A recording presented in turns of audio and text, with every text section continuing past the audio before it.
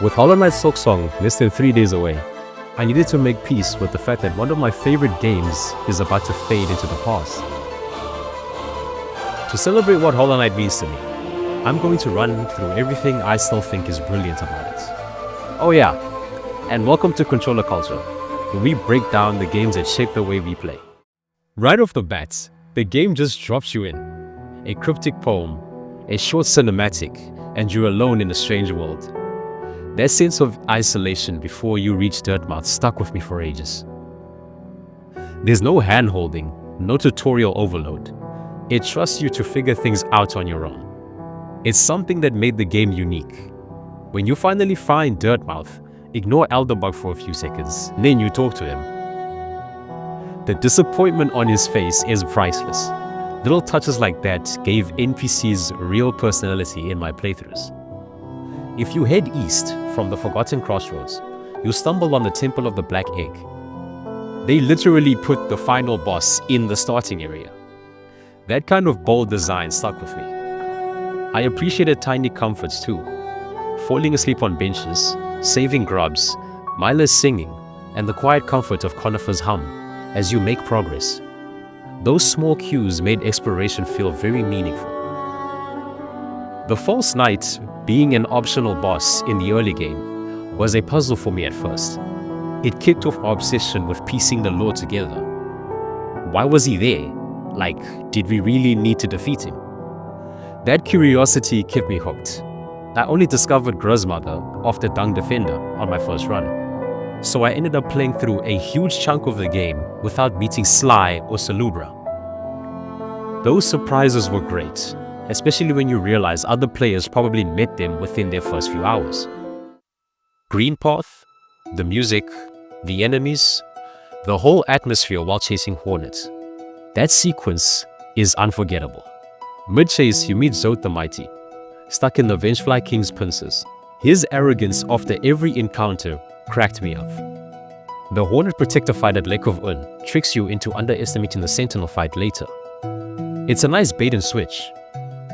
The second fight hits harder than you expect.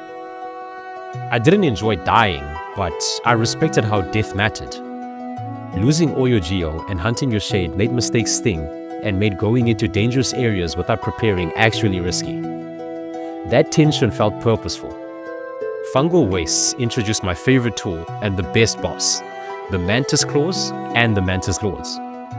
If you face the Mantis Lords before getting the Nell upgrade in the City of Tears, the fight stretches out to way longer than it should, which just made the fight more enjoyable to me. Into City of Tears, and it's bleak in the best way. The whole area sitting below Blue Lake causes the endless rain, which is so cinematic. In the Royal Waterways, there's a series of hidden rooms that lead to a sealed chamber in the City of Tears.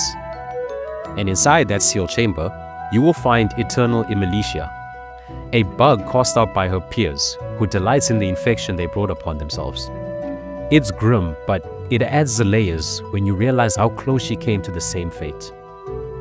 The game doesn't shove objectives at you. It waits until you reach the sacred grounds and points you toward the Dreamers. That sparse guidance made finding your path feel earned. The Watcher Knights encounter felt unfair sometimes, but beating them was very satisfying. The kind of challenge that rewards practice. Quirrell's story was a highlight. Helping him realize his part in Monomon's choice felt meaningful, especially if you'd been bumping into him all game. Deep Nest is terrifying. I hated it, but I respect its design. It's one of the most disturbing, confusing areas in the game, and without the Lumafly lantern, it becomes a living nightmare.